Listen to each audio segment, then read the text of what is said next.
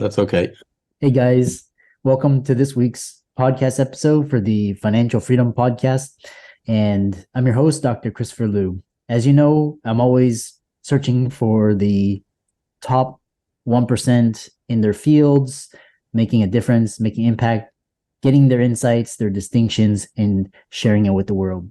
So today I'm delighted to welcome Paul Davis from Ireland, and he dubs himself as the intuitive business consultant. And what's interesting is that intuition is more and more important in today's business field, and he's got a lot to share with the audience. So, Paul, welcome. Thanks, Chris, and it's great to be here. We connected through Podmatch, and so tell the audience about your story, how you got started, and we'll go from there. Sure, yeah, not a problem. Well, as you mentioned, I'm from Ireland. So when I was growing up, funnily enough, typical Irish Catholic family, I'm one of 7 brothers. So I was actually the seventh son. And as it turned out, I was actually the seventh son of a seventh child. So three generations of being the seventh.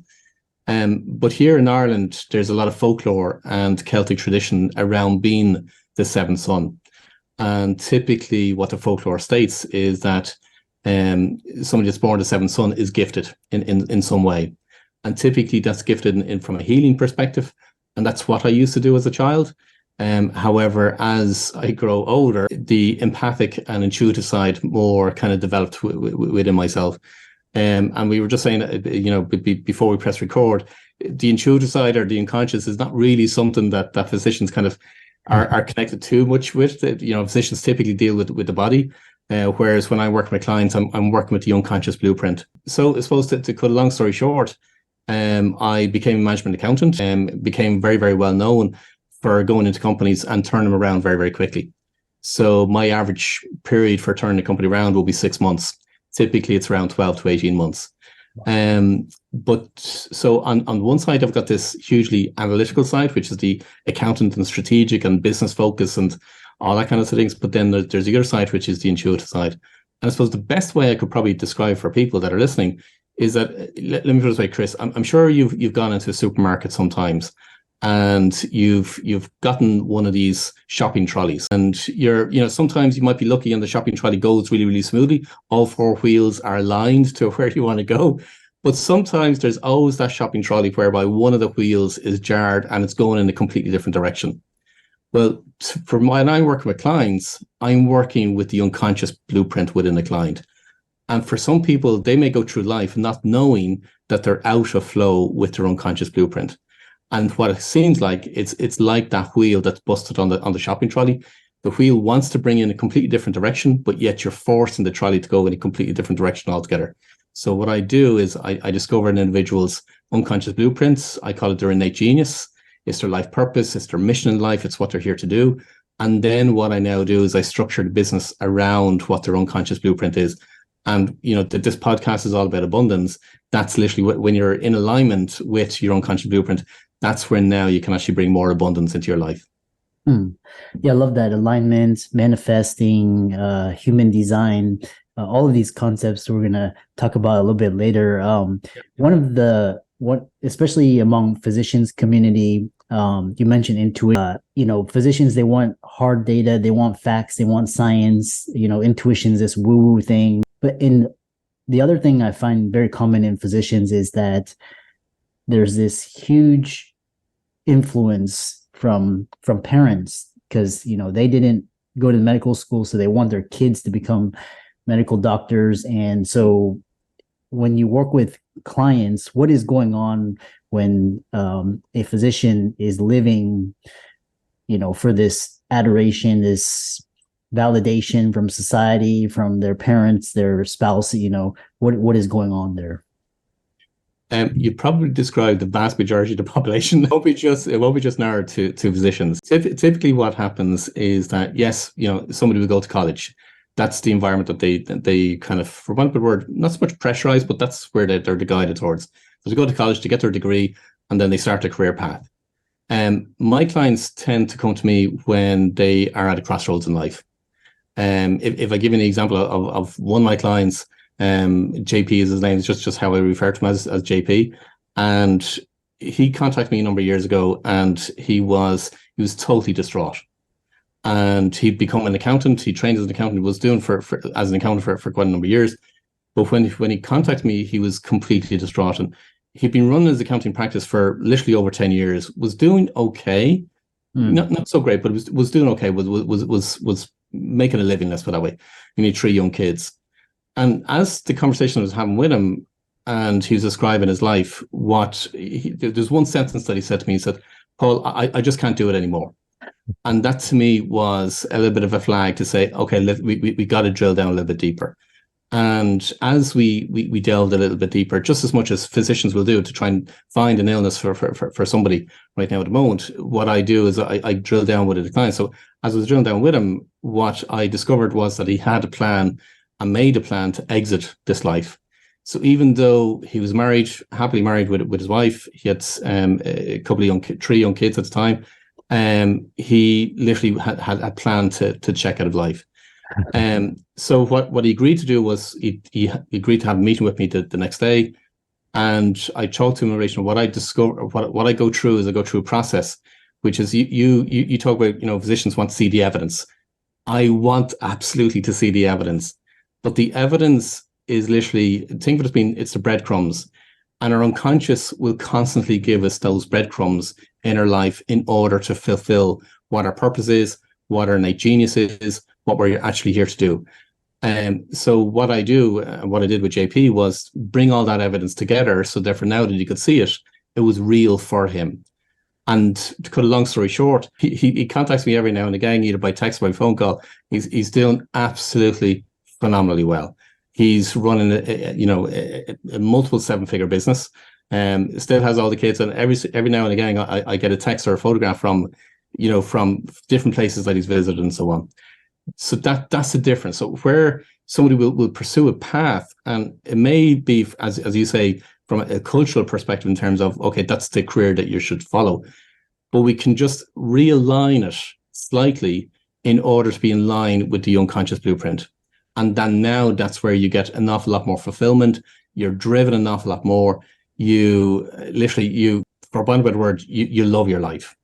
And there's a huge contrast between the before and after, for one better word. Yeah, very well said. And what you're talking about is this idea, you talk about beyond passion and ikigai. So tell the audience, what is this concept of ikigai and inner genius and all of that? Absolutely. Yeah, perfect. So anybody that will be at a crossroads in life, or they'll feel that they're on this constant hamster wheel, and they'll start searching online for typically, find what's my purpose in life? What am I to do? What direction should I go? And they're typically the questions people will ask. What they'll come across is a few different things. They'll come across, a lot of people talk about, well, find your passions. And if you find out what you're passionate about, well, then that will guide you to having a fulfilled life. The difficulty with passions is passions are transient. And if you actually go back to the origin of passion, the Latin word is pati, and pati is actually to suffer. So it's actually, people are being guided the wrong way. So let me put it this way, there's a lot of things I'm passionate about, but they're absolutely nothing whatsoever got to do with my life purpose. Equally, when I work with clients, there's things that they will be passionate about, but it's nothing got to do with what's going to bring them ultimately unconscious fulfillment and a purpose in life or meaning in life. The other concept that you refer to as is ikigai. And for some people will have come across, and what they'll remember is probably a number of circles all interlinked. And ultimately what it's to do is what the world needs, what is it that you're passionate about, and you merge the two of them together, and that's how you're going to get a fulfilling life. So what you're good at and what you can serve the world with. But again, the question that everybody comes back with is, well, what am I to do? What direction should I go in? What is my purpose? So therefore, they can never really complete the ikigai diagram or structure. And another people will come across, find your why. And if you find your why, well, then that's going to give you a sense of purpose and meaning. But here's the thing with finding your why. One is, people try and work out your why using their conscious thinking. And when you're working at your conscious thinking, it's going to be wrong anyway, because everything comes from your unconscious. And it's, think of your unconscious being, it's that energy that you have. It's literally, it's, as Aristotle and the Greek philosophers refer to it as, it's ether. It's part of that whole ether, that unseen energy that is literally it's universal. When you're trying to work out why you're doing what you're doing using your conscious thinking, it's going to be the wrong why anyway. But on top of that, the premise is, well, ask yourself the question, why are you doing what you're doing based on what you're currently doing? However, what you're currently doing may not be what you're supposed to be doing in the first place, in line with your unconscious blueprint. So therefore, the whys can be always wrong. So when I work with clients, I've developed this methodology. And again, here's the proof, here's the facts, here's the analytical side of me. And what I call it is your genius unlocked, which is literally finding every single element of your innate genius. And I've narrowed that down between your genius drivers, your genius inspiration, your genius role, and your genius quest. And each one of those is what's going to give you fulfillment, that joy, that zest for life, that motivation, innate motivation, as opposed to be externally motivated. It's your innate drive to actually achieve what it is that you're here to do. Yeah, I love that. And conscious, one thing that I get quite often is, when people have just basically the road is wide open, there's unlimited choices and possibility, and then they just get stuck because they don't if I take this direction or that direction. So what are the mistakes people make when trying to find their life purpose? They're trying to follow their passions, and it's going to lead them down the wrong path. It's like putting a step ladder up against the wrong wall. Eventually, so passions are transient, so they'll lose the motivation from a passion if they turn it into a career or into a business. Typically, people will try and meditate or journal or go to a far-flung country and try and find, okay, what is it I'm to do? And they're looking for one bad word, divine inspiration, but they're never, ever, ever, ever, ever going to get it that way. So what you do is you look for the evidence in your life. And by looking for the evidence in your life, you can absolutely find what it is, what your life purpose is.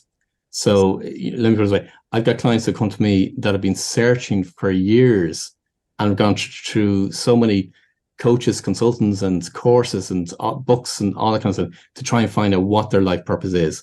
And yet, within a half a day, I'm able to show them all the evidence in their life.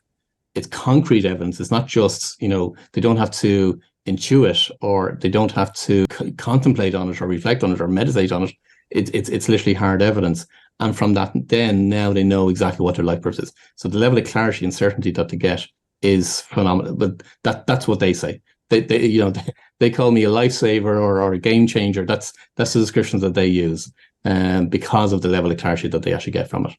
Yeah, quite interesting. And then the other thing we were talking backstage is these and I love the people that think differently or outside of the box. Always these insight. And then other people talk about how to find your life purpose and why is that incorrect? Because you mentioned passions, but tell us, elaborate more. Yeah, because again, what they'll talk about is, so again, if you go back to, there's a book that was written by Viktor Frankl, and if people are familiar with Viktor Frankl, it's Man's Search for Meaning, and he was a Holocaust survivor. And some people say, look, people don't have a purpose. That's what some people say. I'm here to tell completely differently, because again, out of all the research I've done, and again, it's getting back to my intuitive and the empathic side of things, and knowing different things for people, because I will get images and insights and knowings for people. And when I was going through, doing all the business consultancy side of things, and I would tell clients all the images and the insights I would get, and invariably every single one of them would turn, I won't say every, but nearly every single one of them would turn around and say, Paul, you're just making this up. Because that's the view of intuition. And they see it as being, oh, you're psychic or whatever being. So I tend not to use those terms. But what would actually happen is, maybe 3 months down the road or 6 months down the road, exactly what I had told them turned out. So then I end up getting a text or a message from clients say, you'll never believe what's just happened from what I've actually just said. So when I worked with clients for a period of time, they know now to, when I say something, they know to take cognizance of it. Let me put it this way. Every single individual would have had experiences whereby they'll have that gut feeling.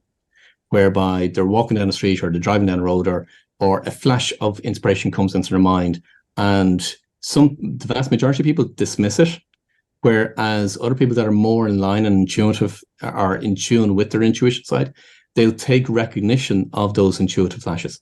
I call them inspired thoughts. And from that, so again, people will describe it as being gut feelings. When you follow your gut feeling, it will always, always, always be right. So every single individual will have experienced intuition from that perspective. All you got to do is you got to develop it. And there's multiple ways of how you can develop it. So where people follow what, again, as we go back to Viktor Frankl, and he says, the meaning of life is the meaning you give it. And the meaning of an event is the meaning you give it. And yes, that's absolutely true in certain circumstances. But when it comes to an individual trying to figure out what their life purpose is, every single individual has a unique life purpose. It's with them since birth. It is literally, and here's a question I always get asked in terms of, does your purpose change? And it doesn't. Your purpose stays with you throughout your whole life.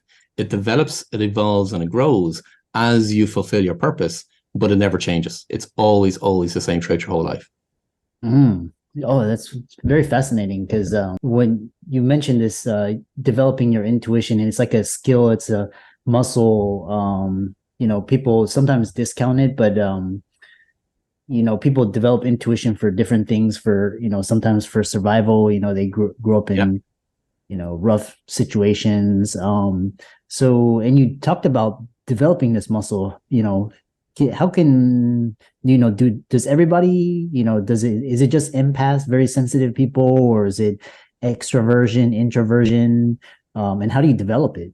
Yeah, perfect. It makes no difference whether you're introverted or extroverted. You don't have to be born. I just happen to have been born with a heightened sense of intuition and empathic side, and a whole lot of other what's referred to as clairs. But every single individual, first of all, every single individual has that part within them, the intuitive side, but it can be developed. And there's two real main things that I keep telling people. One is, and people will have heard this for different reasons, but meditation is one of the best ways of developing your intuition. And let me explain why. Because so people will follow meditation from the point of view as they want to de-stress. They want to literally calm themselves from the madness that goes on in the world. But what I want you to understand from a meditation perspective, think of it this way. If you're going to a party and you walk into the party and the room is full of people, and the music is going and people are chatting and there's drinks being shared around the place, and you can just imagine the buzz in the actual party itself. And all of a sudden, when you walk into the room, you see one of your friends on the opposite side of the room, and you try and catch their attention, and you get eye contact with them, but they can't hear you and you can't really hear them. You're trying to communicate across the room, but all this noise and clatter is going on around you. That's what it's like every single day. We've been bombarded with information left, right, and center. Meditation is all about quietening everything down. Because if you can imagine, if you're at that party and you start to quieten everything down, you turn off the music and you tell everybody just to stay still and just not to talk, just literally bring it down to a complete, absolute silence. Now you can communicate with your friend across the room very, very easily.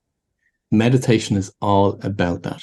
It's communicating with your higher intelligence. People have different terminology on it, and that's absolutely fine. So whether it be higher mind, universal mind, superconscious, whatever terminology you want to use, they are slightly different and distinct.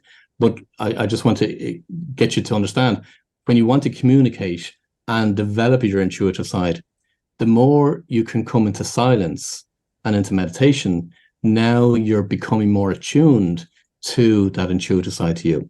So that's one of the first protocols. The next thing then is you've got to trust. And if you can, the more you can develop your trust from your intuitive, or think it as being your gut feeling. You trust those gut feelings, or you trust those inspired thoughts. Now you're building that muscle of the intuitive side. And let me give you a third one. What I call is, I encourage clients to go for what I call a senseful walk. So people will have heard about mindfulness, but I want you to think of it from this perspective. Imagine that you can go for a walk in nature. And as you start to walk, you become in tune with every single one of your senses. So you might start off with, first of all, you might start off with your visual sense. So now you're saying, well, I can see the trees, I can see the birds, I can see my foot on my feet as I walk through the path, and so on. So, but you're picking out everything from a visual perspective, and then you might move from the visual sense to your auditory sense. Now you can say, well, I can hear the birds sing, I can hear the cars passing by, I can hear different sounds going on as you're walking through the path. So what you do is you go through every single one of your senses. Hence the reason why I call it a senseful walk. But ultimately what you're doing is you're again, yes, to use the terminology, you're building the muscle for each one of those senses. You're heightening the sensitivity for each one of those senses. So if you can take let's put it this way, you can take a blind person where they don't have any visual sense, but every one of their other senses is heightened. Their auditory sense is much, much higher. Or you can take somebody that's deaf and their visual sense will be much more acute. So what you're doing is you're increasing each one of those senses. Why are you doing that? The reason being is because your unconscious communicates through your senses. That's how it communicates through. So therefore, the more you become attuned to all your senses, now you can pick up so much more information in order to guide you to what it is that you're to do. In every aspect of your life, whether it be financial abundance or whether it's working with clients, or it's every single aspect in your life is what you're being guided towards. Yeah, it's very fascinating. I've always been I love this idea where you use your sixth sense or, extra intuition, whatever you call it, and you can use it in your business, your finances, and you're very interesting. How can people contact you, follow you, reach out to you, and check you out on social media? Yeah, the best way, if people were to go to my website, which is www, there's all the different ways. I've a course there, I call it Genius Unlocked. And by that, literally, you're able to discover what every single element of your genius is, your unconscious genius. So yeah, the best way, honestly, Chris, is for people to go to my website, Paul William. Yeah. And for all the audience out there, let's thank Paul for coming onto the show. Very interesting idea of, discovering your life purpose, ikigai, intuition, breaking through the social conditioning, all of the noise. All of his resources will be in the links and show notes. And with that, thanks so much for coming onto the podcast. Thank you so much, Chris. Thank you. Great to be here.